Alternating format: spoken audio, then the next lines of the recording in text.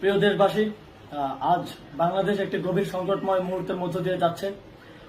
এখন পর্যন্ত আমাদের প্রাপ্ত খবর অনুযায়ী আওয়ামী লীগ, ছাত্রলীগ, যুবলীগের সন্ত্রাসীরা গুলি করে কুপিয়ে প্রায় 30-এর অধিক শিক্ষার ছাত্র জনতাকে হত্যা করেছে এবং দিন শেষ হতে হতে এই সংখ্যাটা কোথায় গিয়ে দাঁড়ায় আমরা জানি না।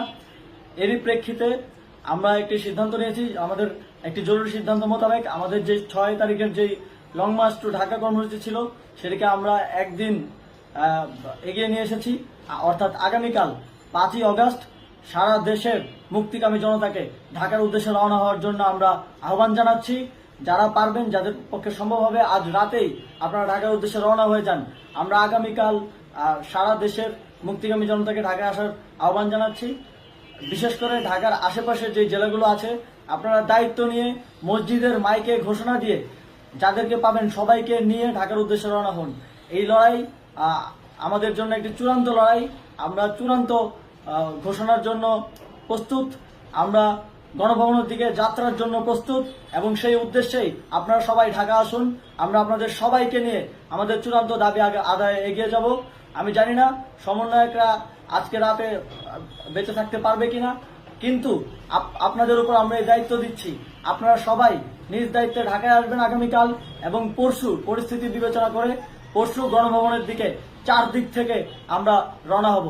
আমরা খুব আতঙ্কের সাথে লক্ষ্য করছি যে ছাত্রলীগ, যুবলীগ এবং আওয়ামী লীগের গুন্ডারা পুলিশের অস্ত্র দিয়ে পর্যন্ত সাধারণ জনগণের উপর হামলা করছে। কিন্তু একটি সুখের খবর হচ্ছে, সারা দেশের বিভিন্ন স্থানে সেনাবাহিনী ছাত্র জনতার পক্ষে দাঁড়িয়েছে। আবার কিছু কিছু জায়গায় যেমন মিরপুর ও মোহাম্মদপুরে সেনাবাহিনী ছাত্র জনতার বিপক্ষে দাঁড়িয়ে গুলি চালাচ্ছে। আমরা সেনাবাহিনীর প্রতি আহ্বান জানাতে চাই, আপনারা এদেশের নাগরিক এবং আপনারা এদেশের নিরাপত্তার দায়িত্বে আছেন, এদেশের জনগণের যানবাহনের নিরাপত্তার দায়িত্বে আছেন। আপনারা দেশের পক্ষে এবং দেশের জনগণের জন্য কাজ করবেন। কোনো খুনি সরকারের জন্য, কোনো খুনি রাজনৈতিক দলের জন্য কাজ করবেন না। এটি এদেশের জনগণ আপনাদের থেকে প্রত্যাশা করে।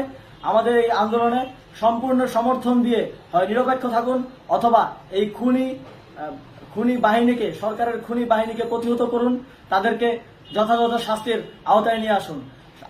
যেই কারফিউ সরকারের পক্ষ থেকে ঘোষণা করা হয়েছে, আমরা স্পষ্টভাবে বলতে চাই, সেনাবাহিনী এই ধরনের কোনো কারফিউ বাস্তবায়নের জন্য মাঠে না নামে। যদি মাঠে নামে তাহলে সেনাবাহিনী স্পষ্টভাবে অফিসিয়ালি জনতার বিরুদ্ধে দাঁড়াবে। আমরা চাই না সরকারের এই ষড়যন্ত্র সেনাবাহিনী পা দিক। সেনাবাহিনীকে জনতার বিরুদ্ধে দাঁড়ানোর যে ষড়যন্ত্র সরকার রচনা করছে সেটিতে সেনাবাহিনী পা দিবে না, এই বিশ্বাস আমরা রাখতে চাই। আওয়ামী লীগ আজ সারা দেশে তাদের খুনি বাহিনীকে নামিয়ে দিয়েও ছাত্র জনতার প্রতিরোধের মুখে টিকতে পারেনি। রাজপথের পরাজিত শক্তি হিসেবে তারা সেনাবাহিনী সহ অন্যান্য বাহিনীকে আমাদের বিরুদ্ধে কাজে লাগানোর চেষ্টা করছে। এই চেষ্টাকে, এই ষড়যন্ত্রকে ব্যর্থ করতে হবে এবং আগামীকাল সারা দেশে মসজিদে মসজিদে ঘোষণা দিয়ে ঢাকার উদ্দেশ্যে আপনারা রওনা হন। প্রত্যেকটি পরিবার থেকে অন্ততপক্ষে একজনকে ঢাকার উদ্দেশ্যে রওনা করে দিন, এই ইতিহাসের সাক্ষী হতে, একটি নতুন বাংলাদেশের অভ্যুদয় ঘটানোর একজন কর্মী হতে। ধন্যবাদ সকলকে।